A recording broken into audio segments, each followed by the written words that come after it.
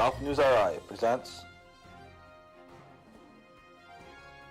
the Golf Dudes Podcast.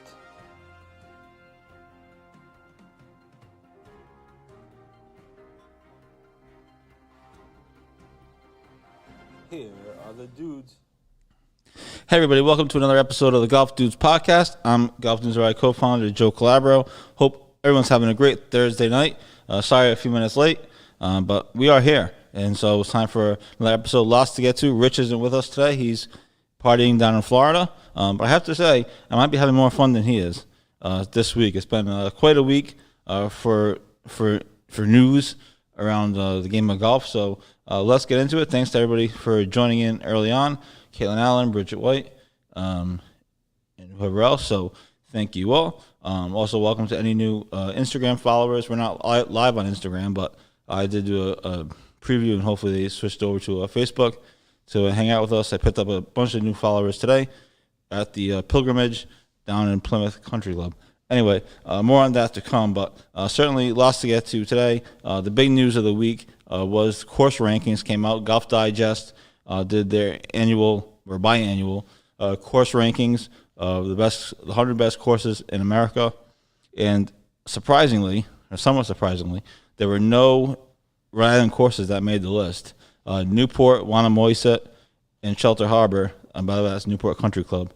Just to be clear, they all made the top 200, which isn't really all that exciting. And it's better than not making it at all, I guess. But they all made the top 200, not the top 100. I was definitely surprised. So I thought at least Newport would get in there. They usually made these things. They made the golf.com rankings. I think it was back in November as number 84. So I thought for sure Newport was going to get in there, but they didn't. So they made the top 200. They are the highest ranked Rhode Island course in the top 200 at, I believe it's 137, if I'm not mistaken. So there's that. So it was interesting. That caused some controversy. People were kind of mad about that, especially since Newport is hosting the 2024 U.S. Senior Open, which we reported, and among the first to report that was happening. So some angst about that, but definitely disappointing for those clubs. So that was the big news that happened earlier this week. Again, those rankings, you can find them on our website. We actually did two articles, one saying that there was no courses in the top 100. The other one, obviously, we followed up with that they made the top 200. So, again, people were happy that they made the top 200. Like I said, it's better than not making it at all, but not really what you're looking for. It's kind of like finishing second place. It's not really what you're looking for. So that was the big news of the day. So if people want to weigh in on that, you can. The other thing that we watched this week was the qualifying sessions or qualifying tournaments for some of the major tournaments coming up. Yesterday, we had the U.S. Women's Open qualifying at the Dedham Country and Polo Club in Massachusetts. There were 3 Rhode Islanders that were playing in it. Allison Paik, a girl, Susie Kavanaugh, and Alexis Florio. Another Rhode Islander withdrew from the tournament.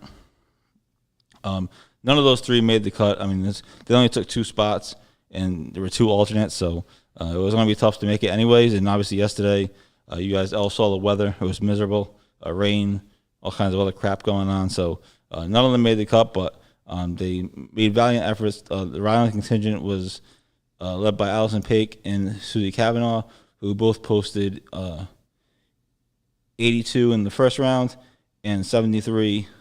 Well, Paik shot 76-79. Excuse me, I misread my notes. Allison Paik shot 76-79. It was a 36-hole tournament. They played the 36 on the same day. So Paik shot 76-79. Kavanaugh shot 82 in the first round, and then she had a heck of a bounce back in the second round, shooting 73. So she, wasn't enough, but at least she ended on a good note. So that's what happened yesterday. I think they finished tied, actually. I think it's tied for 15th, I think. So congrats to them. It was a good run. And, hey, they're at least trying to qualify. The 2 players who made the cut, in case you were curious, and we put this in the article, was former LPGA professional Christina Kim. You may remember her. I believe she's a major champion from back years ago. She she's reduced to qualifying now for the U.S. Open, but she made the cut. And Canada's Naomi Pare. I hope I pronounced her name right. I probably didn't, but oh well. So congrats to them. There were two alternates. Both of them were from Germany. So congrats to all of them. So again, a tough cut to make for sure, but at least there was a couple of Islanders in it. A couple of Islanders were also playing in the U.S. Men's Open qualifying earlier this week, and they didn't make it either. John Baldwin and John Pannone, as we reported. So tough week trying to qualify, but at least these players are in there, and they certainly all did better than I would do. That's for sure. So that is the qualifying story. Thanks to my mom for watching, and everybody else for tuning in. Again, just me tonight. Rich is in Florida. So that kind of recaps some of the news of the week.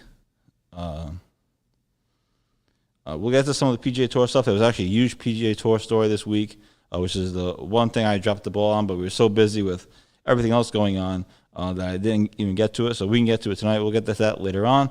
If you want to talk about Phil Mickelson leading the Wells Fargo Championship after round one, that's pretty impressive.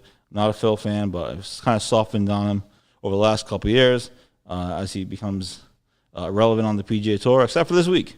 So we can get to that in a few minutes as well. The one thing I wanted to talk about today, my mother says she likes the studio idea. Yes, if you are wondering where I am, and it looks different than my house or Rich's house or wherever, I'm actually in a studio. That's right. This is our debut show in the studio. So we're trying it out, testing some things, and see where it goes. Pat Ford and I have talked extensively about using the studio and seeing what we can do with it. Perhaps putting some offices in here, or not offices, but desks anyway, and see what happens. So lots of ideas with that. We'll see what happens with it. Nothing imminent, but we're certainly in the planning stages of seeing what we can do, something different than just sitting at home all day and doing the show from home, which not there's anything wrong with that.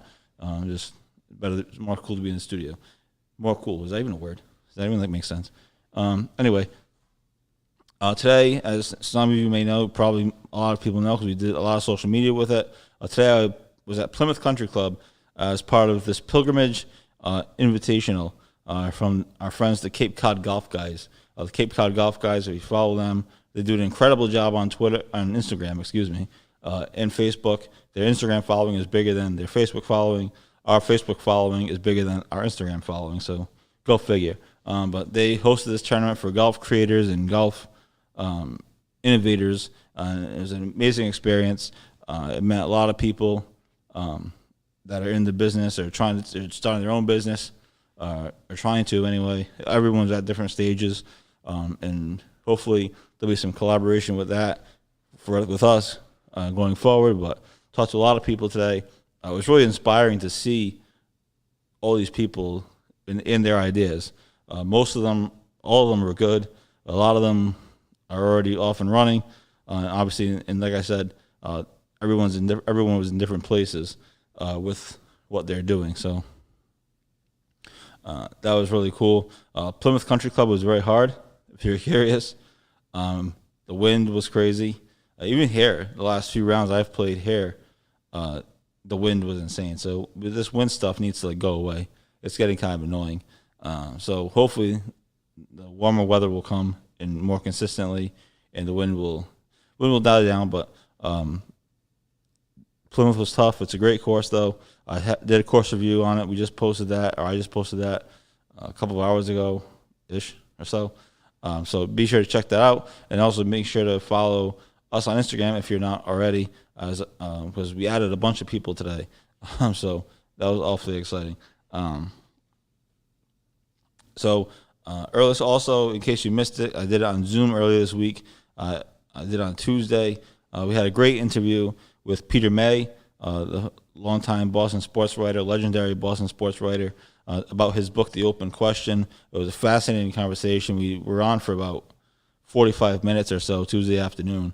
talking about it. So be sure to check that out. I might be splitting it up into segments for the weekend, but the whole interview is there on our website, and is also obviously you can scroll through our Facebook page and do it that way as well. So be sure to check that out. Again, the open question comes out May 12th.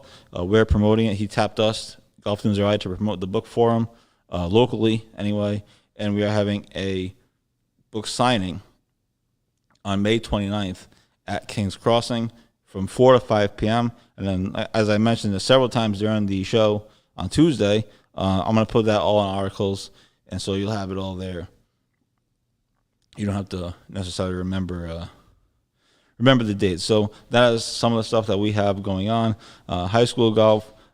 It's been a great week of high school golf. Earlier this week, I think Monday, we had our first high school feature match, which was East Greenwich and Hendricken. East Greenwich beat them by 2 shots. 2 teams that are favored to win the state championship, or among the favorites to win the state championship anyway. So that was a huge success. Us covering high school golf so far has been a huge success. And I wasn't really sure what was going to happen with it. But, I mean, it's been a huge success. So we're going to try to keep going. The coaches have been pretty good about sending in scores and doing other things. So that is where we are with that. So, yeah, so and people have questions or comments or whatever, feel free to chime in. On the PGA Tour today, obviously, as some of you may know, or maybe you watched, Phil Mickelson actually holds a 2-shot lead. I'm not even sure when the last time Phil Mickelson has led a PGA Tour tournament. It's been a while. Mostly over the last couple of years, he's been missing cuts and going home early. And today he has a 2-shot lead up only the first round. I understand.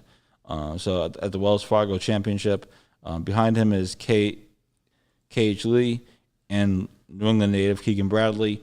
Keegan has been right in the mix over the last few weeks or so, it seems like, and he can't get over the hump. Last week he had that huge error that ended up basically costing him the tournament. So we'll see if he can get over the hump. He's 2 shots back. I wrote down he's 4 under. He's actually 5 under because Phil is 7 under. So probably should have paid more attention on that. So we'll see. I'm not a Phil Mickelson fan, as many of you know. Growing up being a diehard Tiger Woods fan, you kind of either rooted for Tiger or you rooted for Phil. You couldn't really root for both of them. Over the last couple of years, though, I will say that I have softened my stance on Phil, mostly because he's getting old. They're both getting old. So now I kind of root for him. I think it'd be a great story. And nowadays in the media, I basically root for the story and not necessarily the result, because that's what gets you clicks or page views. And so hopefully he wins. It'd be an amazing story if he did. I don't have much faith that he's going to win. I don't know if he can keep up the pace, but we'll see. Pat Ford is sitting across from me and laughing at me, so that's always good. My mom wants to know what I shot today in golf. So today's format wasn't a regular 18-hole event. It was 6 holes, best ball. So I had a partner. They just paired me up with a Plymouth Country Club member, which was helpful if I could have made a shot. So it wasn't regular 18 holes. It was 6 holes, best ball. So everyone plays their own ball, and you take the lowest score. 6 holes scramble, 2-man scramble, which sounds like it would be easy. It's actually a lot harder than you might think. I'm not used to wearing headphones. That's a new thing. It's just studio stuff. And then it was 6 holes shamble. A shamble is you each hit drives, you pick the best drive, then you play your own ball in from there. So it wasn't a regular 18-hole round. We did not finish in last place, just for the record. We finished in 4th to last place out of, I think there were 20-something teams, something like that. So we'll see. Joel Bissett wants to go back to the Phil Mickelson question, or the Phil Mickelson topic, which we talked about a little bit. Like I said, he's leading the Wells Fargo Championship. If he wins the Wells Fargo, will he qualify for the U.S. Open? Yes. I believe if he wins, he will qualify. It's interesting you bring that up, Joel, because, by the way, it was nice to see you randomly last night at Laura's Bar and Grill. Anyway, if he wins the Wells Fargo, I believe he gets into the U.S. Open. It's interesting because he's previously said that he's not sure he's going to accept an exemption. The U.S. Open offered to let him play as on an exemption. Obviously, he's never won the U.S. Open. It's the one major he needs to complete the career Grand Slam. No offense to any Phillip fans, but he's probably not going to win the U.S. Open anytime soon if he hasn't won it already. Obviously, he's had a couple of famous chokes in the U.S. Open, most notably in 2006 at Winged Foot. But anyway, that's beside the point. My Phil Mickelson hatred was coming out there for a second. Yes, so it'll be interesting to see if he wins. Well, I don't know if he's going to win this week. He has a 2-shot lead. Obviously, he looked great today. But yes, if he wins, he'll get into the U.S. Open. It'll be interesting to see if he ends up accepting the exemption, even if he doesn't win this week. So, that was a big story this week. I think ESPN, actually it reported last week. But anyway, so yes, a lot riding on this week for Phil. Certainly, like I mentioned, it'd be a great story if he wins. Just like it'd be a great story if Lee Westwood wins, or if anybody else wins one of these big tournaments. So that is what we have going on there. What was I talking about before this? Oh, I was talking about my day today at Plymouth Country Club. I wrote a course review for it. The place was founded in 1910, which is unbelievable.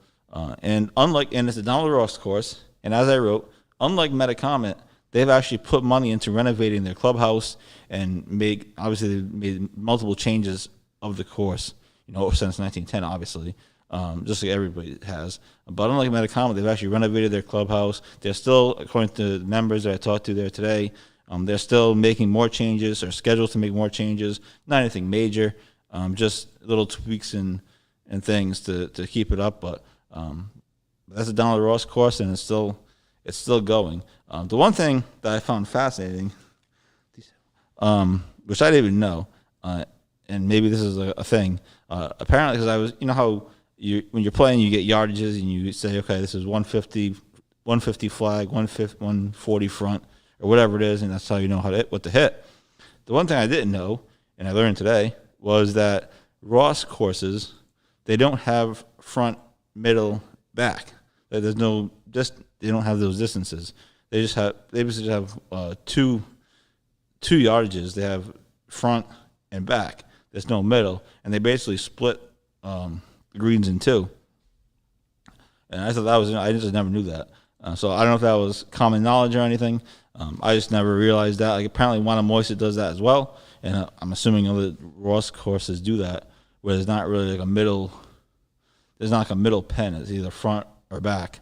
So anyway, I just found that fascinating. Again, that could be old news, and maybe I'm just not up on my Donald Ross history, but I just never knew that. And when the kid I was playing with today, who's been a member there since like forever, when he told me that, I was like, oh, really? And I started thinking about different courses, and he said Moisa has that, and others as well. So anyway, I said that was interesting. But yeah, I played Plymouth Country Club today, and the other amazing thing was that you're an important course when you have a club historian. I thought that was pretty unbelievable as well. I don't know too many courses, at least around here, that have club historians. But that's when you've been around for a while. So anyway, that was my day today. Read the course review. Check out some of the pictures. I did a whole slideshow with it.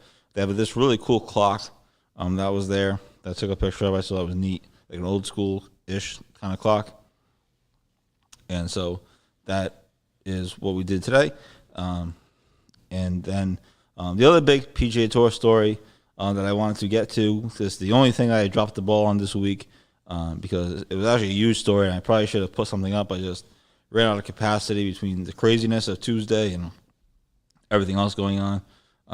The other big PGA Tour story was earlier this week. it was reported that the Telegram reported, not the Worcester Telegram, the Telegram overseas, I think in England, they reported that the PGL, the Premier Golf League, I guess now they're calling it the Super Golf League. I guess they changed their name.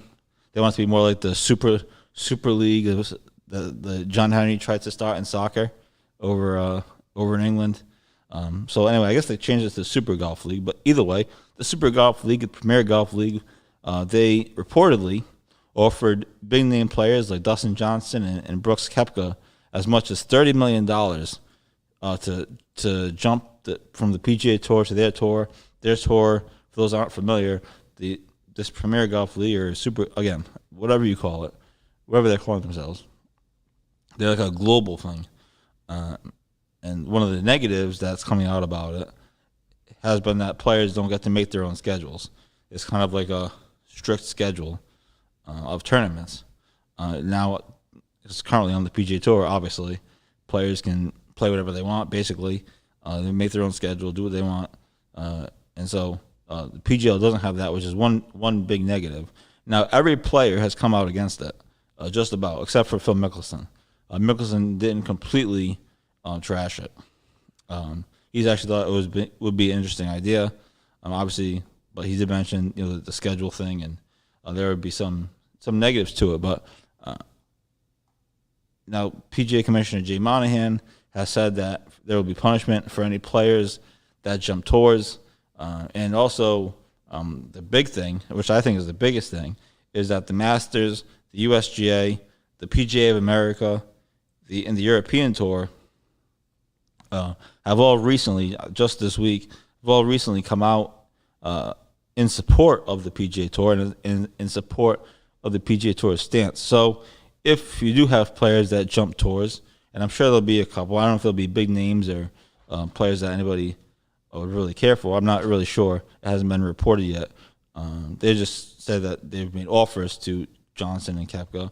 But if you do have players that jump the tour and go to the Super Golf League, it feels like they're not going to be able to play in any of the majors with all these organizations rallying in support of the PGA Tour. Now, I guess technically they could try to qualify on their own, right? I mean, they could go play a qualifier for the U.S. Open or something like that, I would think. It's supposed to be an open. It means it's open. That's the idea. But I'm not really sure. So that was really fascinating. And also keep in mind, and we did put an article up on this, Eamon Lynch of Golf Week first reported it last week or two. Again, I lose track of these. But anyway, that the PGA Tour has been paying top players bonuses for guys that move the needle, up to $40 million for guys like, Rory and Justin Thomas, or probably Koepka, Johnson, whoever, guys that move the needle positively for the PGA Tour, who attract views, who are active on social media, and all kinds of other things. So, and that was thought to be in response to the Super Golf League. So the PGA Tour is definitely worried about it. It was a topic all week this week in the press room, and like I mentioned, just about everybody has come out against it. Rory McIlroy called it a money grab. Other players have said it's not going to work. Other players have said they're not playing for the money, which is basically what the only thing that PGL is offering is money. They're paying. These players are playing for fame, for legacy, for winning, for the history of these tournaments. It's obviously all these majors and the players, his championship, are all historic things. So it's going to be interesting to see what happens. The Super League, supposedly, they've set a date of September 2022 to launch their first tournaments. Again, we'll see what happens. Nothing's come out of it as far as players committing yet. I'm not sure if there are any or will be any. Super League says they're launching in September of 2022, or at least their tournaments are launching in September of 2022. So we'll see what happens with that. But that was a big story all week on the PGA Tour. And like I mentioned, the PGA Tour is worried about it because they are paying players extra for their social media activities and to move to, like the language they use, move the needle. So that was the big story on the PGA Tour. Again, Phil Mickelson in the lead over at the Wells Fargo Championship after one round. Locally, we have tournament season starting up this week at Kirkbride Country Club, my place. So really excited for that. So that'll be Saturday. Valley Country Club, I just saw on Facebook. They recently announced that they're going to have live music there. I think the band is the Reminder. So if you wanted to go check out some live music is returning. Enough with the live streams and stuff. Even though some of them have been great, it's time to get back out and hopefully golf courses like they did last year. I said I didn't do anything, but hopefully the golf courses can help out a little bit with that. But Valley's having live music. Triggs is having a big ABCD tournament on the 15th, so be sure to check that out. We'll have as many articles as we can on these things. Hopefully tomorrow, if not for Saturday for sure. But lots going on locally. Hopefully the weather is getting nicer, and like I mentioned, hopefully this wind goes away because it's awfully annoying. So that is kind of the week in local golf. Hopefully everyone is having a great week. Hopefully everyone got to play this week. I know yesterday was miserable. Today was nice other than the wind, but the wind also could have been because I was in Plymouth and the course was about like a mile from the ocean. So that probably was part of it for sure. But yeah, so anything people want to talk about, that's what we have going on.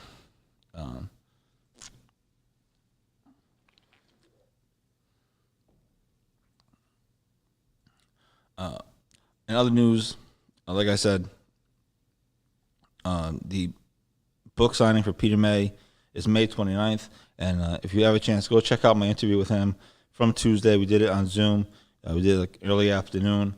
And it was really fascinating discussion about Ben Hogan, about Bobby Jones, and about that time period. It's really, I got an advance, no, not obviously, but I got an advanced copy of the book, like a real media person.